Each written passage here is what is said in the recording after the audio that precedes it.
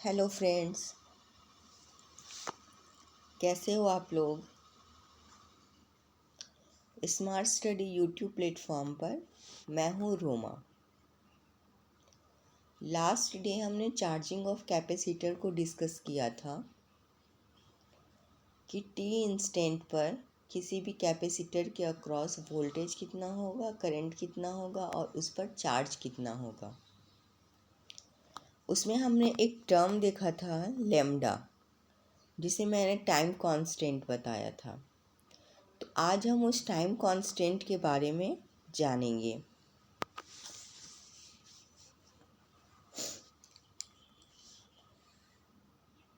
T time पर capacitor के across voltage buildup जो होता है वो होता है V equal to V 1 - e⁻⁻t/RC। और ये जो RC टर्म है इसको हम लेम्डा से लिखते हैं, यही टाइम कांस्टेंट होता है। ये जो पूरा टर्म है मतलब E का जो एक्सपोनेंट है T/RC, इसे होना चाहिए एक नंबर रहेगा तभी हम इसकी वैल्यू निकाल पाएंगे। और इसकी वैल्यू नंबर तभी होगी जब टाइम का डायमेंशन और आरसी का डायमेंशन सेम होगा। तो टाइम का डायमेंशन तो हमें पता है कि सेकेंड होता है। अब हम आरसी का डायमेंशन निकाल कर देखते हैं। आर यहाँ रेजिस्टेंस के लिए और सी कैपेसिटेंस के लिए। तो रेजिस्टेंस आर इक्वल टू क्या होता है, V/I, मतलब वोल्ट बाय एम्पियर। और कैपेसिटेंस इक्वल टू क्या होता है, C इक्वल टू Q/V। ठीक है, यहाँ तक V कैंसिल, क्या बच मिल गया हम लोग को, Q/I। और I इक्वल टू क्या होता है, Q/T। तो यहाँ अगर हम इस पूरे टर्म को T लिख देते हैं, करंट का फॉर्मूला, तो RC का डायमेंशन क्या हो गया, टाइम मतलब सेकेंड। अब ये सेकेंड कट जाएगा और हमें E का एक्सपोनेंट एक नंबर मिल जाएगा।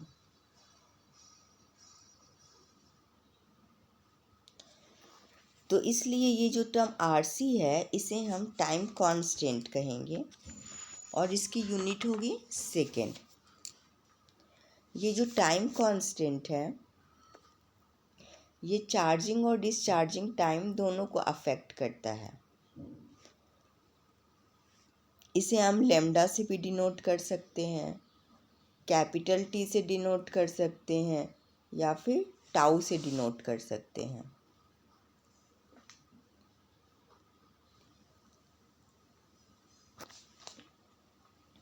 ठीक है,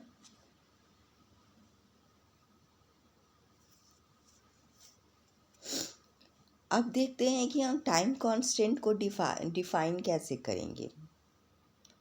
तो सबसे पहले हम उस टाइम को लेते हैं जब हमने स्विच को जस्ट ऑन किया है।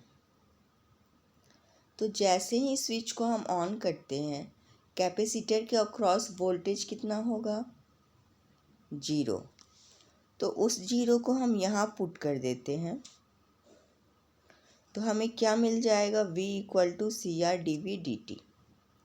और अगर इसे रीअरेंज करते हैं तो dV/dt इक्वल टू V/CR। ठीक है, ये इक्वेशन कैपेसिटर के across rate of rise of voltage का है। अगर कैपेसिटर का वोल्टेज इस रेट से राइज करता है तो फाइनल वोल्टेज क्या हो जाएगा, सप्लाई वोल्टेज कैपिटल V के बराबर। तो ये V और ये V कट गया तो हमें क्या मिल गया, dt इक्वल टू CR। और अगर इसे हम इंटीग्रेट करते हैं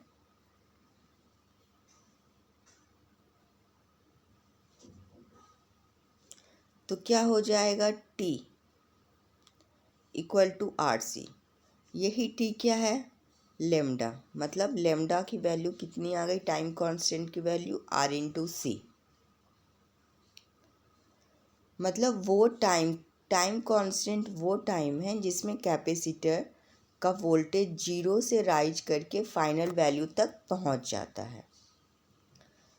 the time required by the capacitor voltage to rise to its और final value if it continued rising at its initial rate, that is V by CR।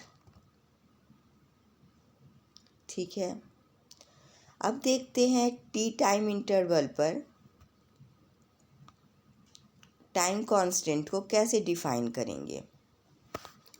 तो T time पर हम मान लेते हैं कि टी की वैल्यू आर सी है। अब यहाँ आर सी के जगह पर इस इक्वेशन में v equal to V 1 minus E to the power minus T by R C, ये वोल्टेज बिल्डअप का इक्वेशन है।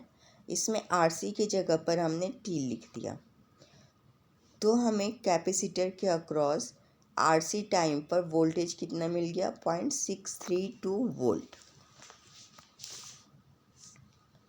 तो वो टाइम जिसमें कैपेसिटर के अक्रॉस वोल्टेज 0.632 इसके टाइम्स इसकी स्टेडी वैल्यू के पहुंच जाए, उसे हम टाइम कांस्टेंट बोलेंगे। अब हम देखते हैं टी टाइम पर टाइम कांस्टेंट पर आरसी में, ये तो हो गया वोल्टेज की बात। अब हम देखते हैं करंट पर क्या इफ़ेक्ट पड़ेगा। तो करंट आई इक्वल टू होता है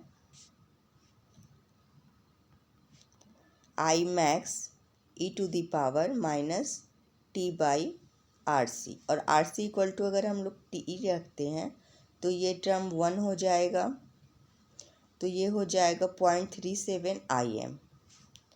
मतलब time required for charging current to fall to 0.37 of its initial maximum value I M. मतलब जो चार्जिंग करेंट है जितने टाइम में वो 0.37 हो जाएगा इनिशियल वैल्यू का, उस टाइम को हम टाइम कांस्टेंट बोलेंगे। अब ये एक ग्राफ है, इसे ध्यान से देखिए। ये टाइम और कैपेसिटर के अक्रॉस वोल्टेज बिल्डअप के बीच में बना हुआ है। तो यहाँ हम देख रहे हैं कि जब एक टाइम कांस्टेंट है तो जो वोल्टेज बिल्डअप है वो 63% है। 2 टाइम कांस्टेंट में ये 86 हो जा रहा है, और 5 टाइम कांस्टेंट में ये 99%, जिसे हम 100% भी मान सकते हैं, हो रहा है। मतलब 5 टाइम कांस्टेंट में ये कैपेसिटर फुल्ली चार्ज हो जाता है। तो इसे हम ट्रांजिएंट टाइम बोलेंगे। लास्ट क्लास में हमने चार्जिंग ऑफ कैपेसिटर देखा था कि किस रेट से कैपेसिटर के अक्रॉस चार्ज बिल्डअप होता है। टी इंस्टेंट पर कैपेसिटर के अक्रॉस वोल्टेज और करंट, ये सब चीज़ें हमने डिस्कस की थी। अब हम बात करेंगे डिस्चार्जिंग ऑफ कैपेसिटर के बारे में। डिस्चार्जिंग का मतलब क्या हुआ, एक फुल्ली चार्ज कैपेसिटर कैसे ये फिर से न्यूट्रल कंडीशन में आ जाता है, इसका चार्ज ख़त्म हो जाता है। इसके लिए हम एक सी फराड कैपेसिटेंस का कैपेसिटर लेते हैं जिसके अक्रॉस वोल्टेज V है। इसे R रेजिस्टेंस के साथ सीरीज में कनेक्ट कर देते हैं और एक स्विच लगा देते हैं। जब स्विच ओपन रहेगा तो कैपेसिटर के अक्रॉस वोल्टेज V होगा, और जैसे ही स्विच S क्लोज हो जाता है कैपेसिटर का वोल्टेज डिक्रीज करने लगता है और सर्किट में एक करंट फ्लो करता है जिसे हम डिस्चार्जिंग करंट बोलते हैं, और उस Im की वैल्यू होगी V बाई R।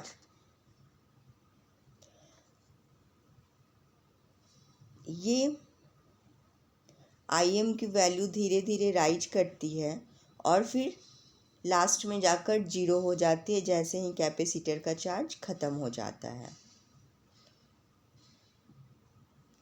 तो चलिए मान लेते हैं डिस्चार्जिंग टाइम t पर कैपेसिटर के अक्रॉस वोल्टेज स्मॉल v है और इससे डिस्चार्जिंग करंट जो पास हो रहा है वो स्मॉल i है। कैपेसिटर के प्लेट्स पर चार्ज स्मॉल q है। तो हम यहाँ पर KVL लगाते हैं इस सर्किट में। KVL लगाएंगे तो क्या हो जाएगा, इसका वोल्टेज V और इसका वोल्टेज IR, दोनों को सम अप करेंगे तो सप्लाई वोल्टेज तो है नहीं, उसको 0 के बराबर कर देंगे। तो वो इक्वेशन हो गया V + RC dV dt। और जब इसे हम रीअरेंज करेंगे तो ये आ जाएगा dVV = -dt/RC। अब दोनों ही टर्म को हम इंटीग्रेट करेंगे तो हमें मिल जाएगा log EV = -t/RC + K। ठीक है। अब हम ये K जो है एक कांस्टेंट है। अब इसकी वैल्यू कैसे निकालेंगे, तो इसकी वैल्यू हम इनिशियल कंडीशन से निकालेंगे, मतलब t = 0। t = जब 0 होगा और ये फुल्ली चार्ज है तो स्मॉल v की वैल्यू कैपिटल V के बराबर हो जाएगी और हमें ये टर्म तो 0 हो जाएगा। तो क्या मिल जाएगा, K = log E capital V। ठीक है। अब इस K की वैल्यू हम इक्वेशन में पुट कर देते हैं। ये K की वैल्यू हम इस इक्वेशन में पुट कर देते हैं तो हमें मिल जाएगा log EV = -t/RC log EV। अब दोनों लॉग को एक साथ लेके आते हैं तो हो गया log EV/V = -t/RC। अब इसका अगर लॉग हटाते हैं तो हमें V की value capital V = E -t/λ मतलब RC मिल जाती है। ठीक है, मतलब t टाइम पर कैपेसिटर के अक्रॉस वोल्टेज इस इक्वेशन से निकालेंगे जब वो डिस्चार्जिंग कंडीशन में होगा। अब हम अगर चार्ज की बात करें कि कैपेसिटर पर चार्ज कितना होगा, करंट कितना होगा, तो वो सिमिलर इक्वेशन से होगा, लेकिन करंट में माइनस लगा होगा। ये माइनस दिखाता है कि डिस्चार्जिंग करंट चार्जिंग करंट के ऑपोजिट डायरेक्शन में फ्लो करता है। क्लियर यहाँ तक? ये एक ग्राफ है डिस्चार्जिंग के लिए जो कि टाइम, वोल्टेज और सर्किट के डिस्चार्जिंग करंट के बीच में है। तो यहाँ हम क्या देख रहे हैं कि कैपेसिटर फुल्ली चार्ज्ड है तो वो V से स्टार्ट हुआ है और टाइम के साथ ये डिक्रीज कर गया है। करंट स्टार्टिंग में तो 0 था, लेकिन जब स्विच ऑन किया तो करंट की वैल्यू धीरे धीरे इंक्रीज की और फिर जैसे ही चार्ज ख़त्म हुआ इसकी वैल्यू भी 0 हो जाती है, मतलब कैपेसिटर फुल्ली डिस्चार्ज हो जाता है। क्लियर है? अब हम देखते हैं ट्रांजिएंट्स क्या होता है। तो जो ट्रांजिएंट वर्ड है इसका मीनिंग होता है शॉर्ट लिव्ड और टेम्पररी, मतलब जो बहुत ही कम ड्यूरेशन के लिए हो उसे हम ट्रांजिएंट बोलेंगे। जब भी एक सर्किट में एक स्टेडी कंडीशन से दूसरे स्टेडी कंडीशन में हम जाते हैं तो एक ट्रांजिएंट स्टेट को पास करते हैं। ये ट्रांजिएंट स्टेट बहुत ही शॉर्ट ड्यूरेशन के लिए होता है।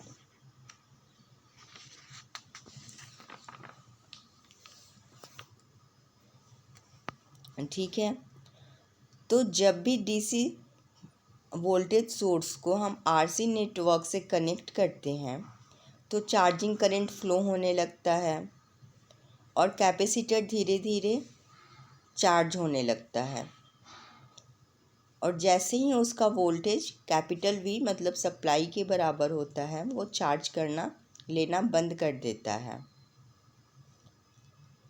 और उससे करंट का फ्लो भी बंद हो जाता है। तो ये वोल्टेज बिल्डअप और करंट फ्लो ये बहुत ही कम ड्यूरेशन के लिए हुआ है, इसलिए इन्हें हम ट्रांजिएंट करंट बोलेंगे और ट्रांजिएंट वोल्टेज बोलेंगे।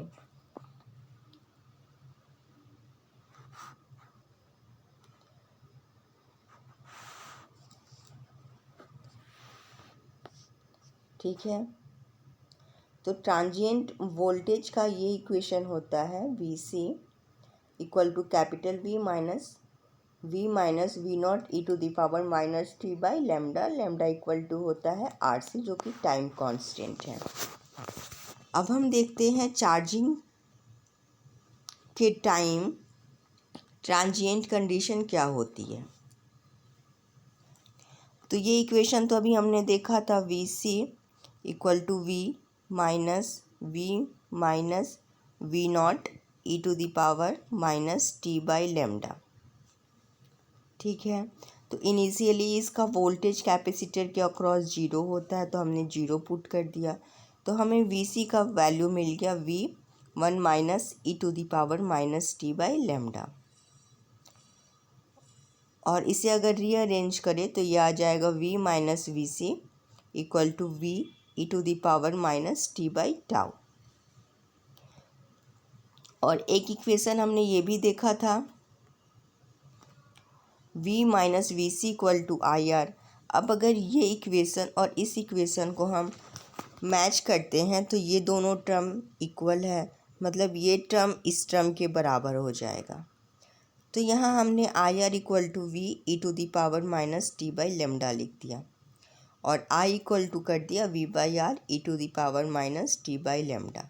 और वी बाई आर क्या है, इनिशियल मैक्सिमम करंट, जिसे हमने कैपिटल आई से डिनोट कर दिया। क्लियर यहाँ तक? तो अब हमें इक्वेशन क्या मिल गया, टी टाइम पर करंट की वैल्यू हो गई i equal to i e to the power minus T by lambda. अगर हम यहाँ इस ग्राफ को देखें जो कि टाइम, वोल्टेज और करंट के बीच में है, तो वोल्टेज जो है वो हाई से धीरे धीरे जीरो हो जा रहा है, करंट जो है स्टार्टिंग में मैक्सिमम होता है जैसे ही स्विच ऑन करते हैं, और ये धीरे धीरे जीरो हो जा रहा है, और वहीं जो वोल्टेज बिल्डअप है वो जीरो से सप्लाई वोल्टेज के बराबर हो जा रहा है। ठीक है, अब हम बात करते हैं discharging transient relation during discharging of capacitor. Discharging में हमने सप्लाई सोर्स नहीं लगाया था सर्किट में, तो कैपिटल वी बराबर जीरो होगा, और V C equal to V minus V naught E to the power minus T by lambda. तो यहाँ जीरो, तो वी सी इक्वल टू क्या हो गया, V naught E to the power minus T by lambda. ठीक है, similarly अगर हम चार्ज की बात करें तो चार्ज बराबर भी हो जाएगा q naught E to the power minus T by lambda, और करेंट भी हो जाएगा i equal to i naught E to the power minus T by lambda. ये i naught q naught initial charge और इनिशियल करेंट है। Clear? अब time for charge और discharge की कितना टाइम लगेगा उसे चार्ज होने में और डिस्चार्ज होने में।